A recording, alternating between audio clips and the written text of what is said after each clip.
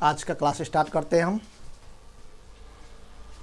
हम बिहार बोर्ड के क्लास 10 के टेक्स्ट बुक का भूगोल का पहला अध्याय देख रहे हैं, जो भारत संसाधन एवं उपयोग। यह खंड क का इकाई 1 है। इसके बारे में हमने देखा। इस अध्याय का हमारा ये तीसरा वीडियो यानी पार्ट 3 है, क्लास तीसरा है। तो पीछे हमने संसाधन के बारे में जाना, संसाधन के वर्गीकरण के बारे में जाना, उसके प्रकार के बारे में जाना, संसाधन नियोजन के बारे में जाना, संसाधन संरक्षण के बारे में जाना, सतत विकास के बारे में जाना। और आज हम इस अध्याय के कुछ वस्तुनिष्ठ प्रश्न जो एग्ज़ाम के लिए बहुत इम्पोर्टेंट है, यानी बहुत महत्वपूर्ण है, उसे हम देखेंगे। तो क्लास स्टार्ट कर रहे हैं। देखिए, पहला क्या कर रहा है कि प्रसिद्ध भूगोलविदा जिमरमैन का कथन है, संसाधन होते नहीं बनते हैं। यानी जिमरमैन थे, उन्होंने कहा कि संसाधन होते नहीं बनते हैं। यह कहने का मतलब है कि कोई भी वस्तु संसाधन नहीं होता है, हम उनको बनाते हैं संसाधन, अपने ज्ञान और तकनीक के द्वारा उसको हम संसाधन बनाते हैं। जैसे लकड़ियों से फर्नीचर का निर्माण करना। लकड़ियों से हमने फर्नीचर बनाया,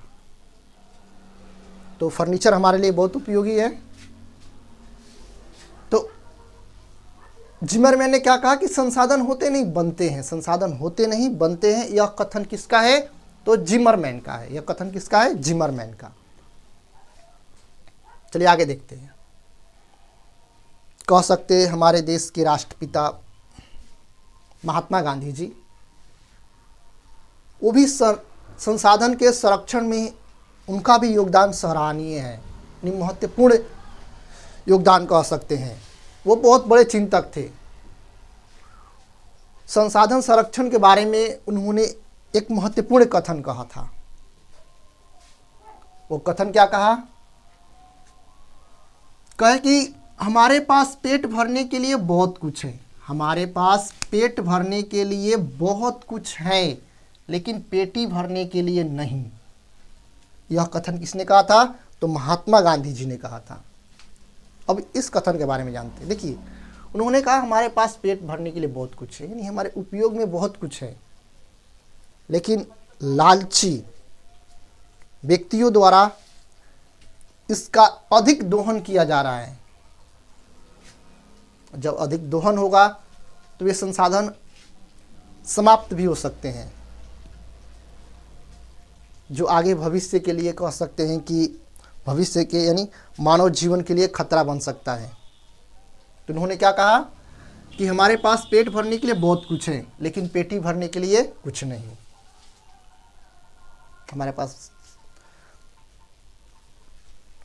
हमारे पास पेट भरने के लिए बहुत कुछ है, लेकिन पेटी भरने के लिए कुछ नहीं। यह किसने कहा था? तो महात्मा गांधी जी ने कहा था। महात्मा गांधी जी ने कहा था। चलिए अगला देखते हैं।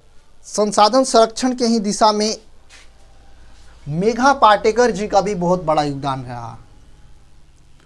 उन्होंने नर्मदा बचाओ अभियान चलाया था। नर्मदा बचाओ अभियान चलाया मेघा पाटेकर जी ने।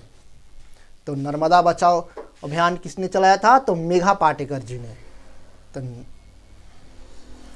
ये जान गए। अब आगे देखते हैं। देखिए, पर्यावरण संरक्षण यानी संसाधन संरक्षण के दिशा में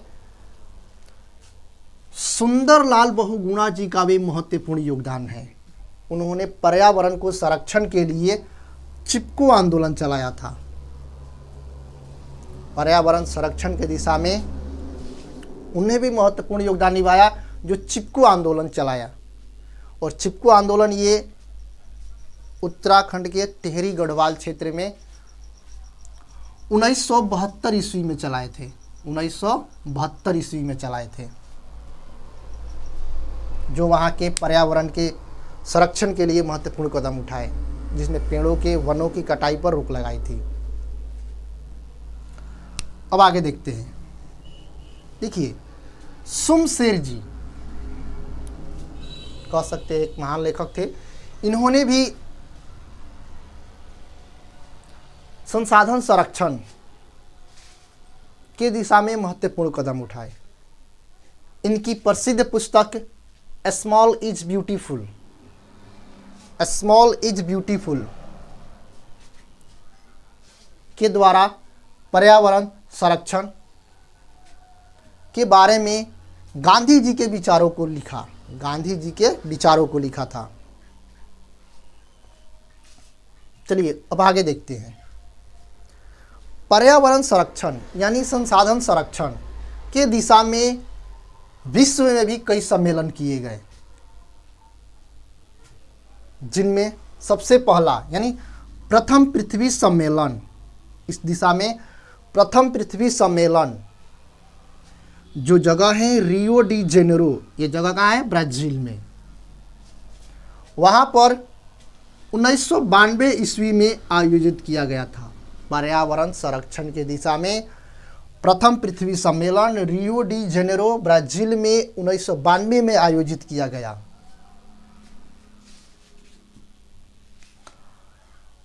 द्वितीय पृथ्वी सम्मेलन यह न्यूयॉर्क में 1997 ईस्वी में आयोजित किया गया। द्वितीय पृथ्वी सम्मेलन न्यूयॉर्क में 1997 ईस्वी में आयोजित किया गया। तृतीय पृथ्वी सम्मेलन जोहान्सबर्ग, जो दक्षिण अफ्रीका का शहर है, वहाँ पर 2002 ईस्वी में आयोजित किया गया। यानी तृतीय पृथ्वी सम्मेलन जोहान्सबर्ग में दक्षिण अफ्रीका में है और 2002 ईस्वी में आयोजित किया गया। क्योटो सम्मेलन, यह भी पर्यावरण संरक्षण की दिशा में यानी ग्लोबल वार्मिंग के दिशा में महत्वपूर्ण कदम निभाया। यह सम्मेलन दिसंबर 1997 ईस्वी में जापान में आयोजित किया गया था। क्योटो सम्मेलन दिसंबर 1997 में जापान में आयोजित किया गया और यह सम्मेलन ग्लोबल वार्मिंग से संबंधित था, ग्लोबल वार्मिंग से संबंधित था। तो इतने जो हमने जाना, यानी महात्मा गांधी जी से लेकर और क्योटो सम्मेलन के बीच में हमने जो भी जाना ये चीज, ये पर्यावरण संरक्षण के दिशा में महत्वपूर्ण कदम उठाए गए थे। अब आगे देखते हैं। देखिए, अब जानते हैं आर्थिक अपवर्जक क्षेत्र क्या कहलाता है। आर्थिक यानी अपवर्जक आर्थिक क्षेत्र, अपवर्जक आर्थिक क्षेत्र किसी भी देश के तट रेखा से, किसी भी देश के तट रेखा से समुद्र में या महासागरीय क्षेत्र में 200 किलोमीटर तक की दूरी, 200 किलोमीटर तक की दूरी की 200 किलोमीटर तक की दूरी को हम अपवर्जक आर्थिक क्षेत्र के नाम से जानते हैं। यानी किसी भी देश के तट रेखा से, जैसे भारत का हमने देखा, अगर भारत को देखेंगे तो भारत का जो निचला हिस्सा है,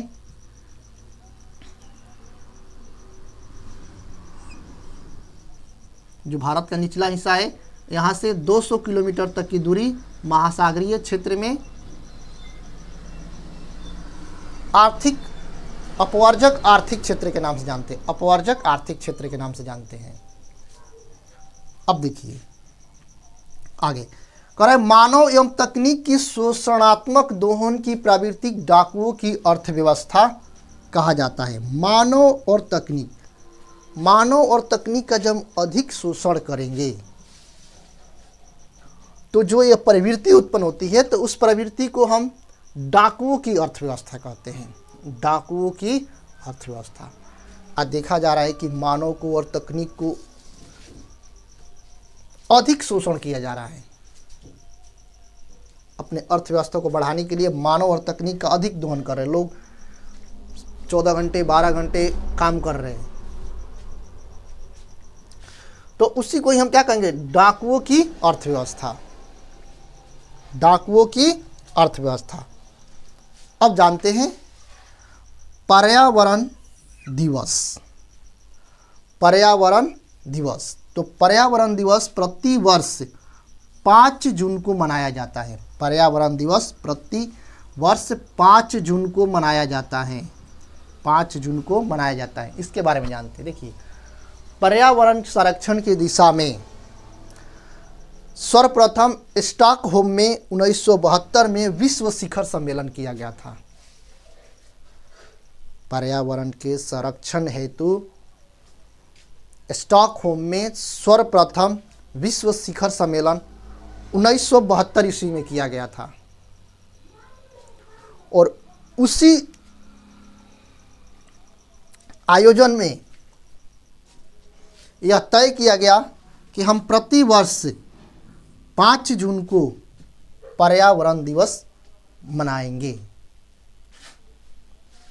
अगर हमारा आपका क्लास आज का अच्छा लगा तो हमारे वीडियो को लाइक कीजिए, हमारे चैनल को सब्सक्राइब कीजिए और यह वीडियो ज़्यादा से ज़्यादा और बच्चों तक पहुंचाएं ताकि उनका भी तैयारी सही से हो सके।